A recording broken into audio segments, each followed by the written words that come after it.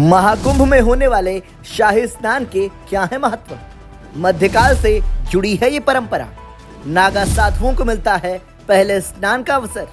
बीते दिन यानी 13 जनवरी से शुरू हुए महाकुंभ में देश दुनिया के श्रद्धालु आ रहे हैं। कुंभ मेला सनातन धर्म के सबसे बड़े और सबसे पवित्र धार्मिक आयोजनों में से एक है, जो हर 12 वर्ष में एक बार होता है।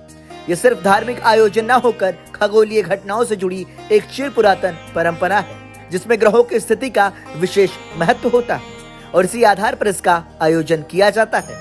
आपको बता दें कि प्रयागराज में 13 जनवरी से 26 फरवरी तक चलने वाला महाकुंभ 144 सालों बाद आया है। सूर्य, चंद्रमा और बृहस्पति ग्रहों की स्थिति के आधार पर कुंभ का आयोजन होता है और इसी आधार पर स्थान का निर्धारण भी किया जाता है। कुंभ मेले का आयोजन 4 स्थानों प्रयागराज, हरिद्वार, नासिक और उज्जैन में होता है। इस आयोजन की 4 श्रेणियां हैं: कुंभ, अर्ध कुंभ, पूर्ण कुंभ और महाकुंभ। आपको बता दें कि कुंभ 12 साल में एक बार चारों जगहों हरिद्वार, नासिक, उज्जैन और प्रयागराज में बारी बारी से आयोजित होता है। अर्ध कुंभ का आयोजन सिर्फ प्रयागराज और हरिद्वार में होता है। इन दोनों जगहों पर हर 6 साल में एक बार अर्ध कुंभ का आयोजन होता है और पूर्ण कुंभ सिर्फ प्रयागराज में हर 12 साल में एक बार आयोजित होता है।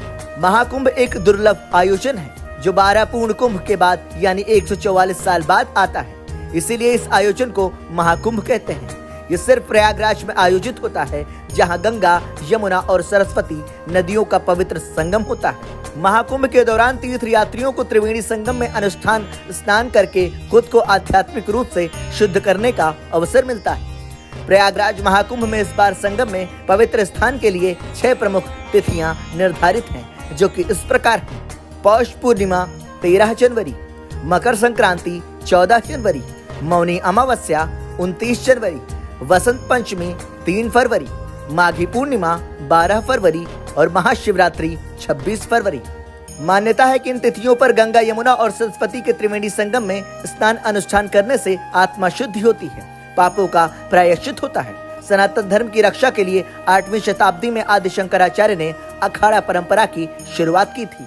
आपको बता दें, कुल 13 अखाड़े हैं जो महाकुंभ में आते हैं और अपना शिविर डालते हैं। स्नान की प्रमुख तिथियों पर ये अखाड़े हाथी, घोड़ा, ऊंट के साथ भव्य जुलूस निकालते हैं।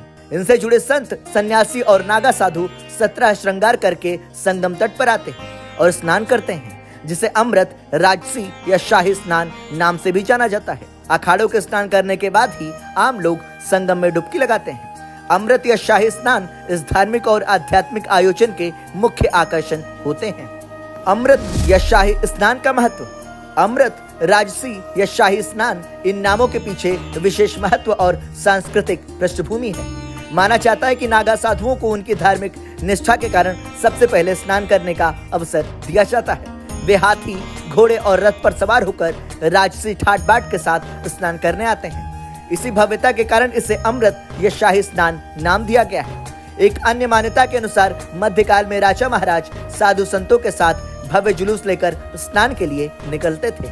इसी परंपरा ने अमृत स्नान की शुरुआत की। इसके अलावा यह भी मान्यता है कि महाकुंभ आयोजन सूर्य और गुरु जैसे ग्रहों की विशिष्ट स्थिति को ध्यान में रखकर किया जाता है। ग्रहों की चाल के आधार पर कुछ विशेष तिथियां पड़ती हैं।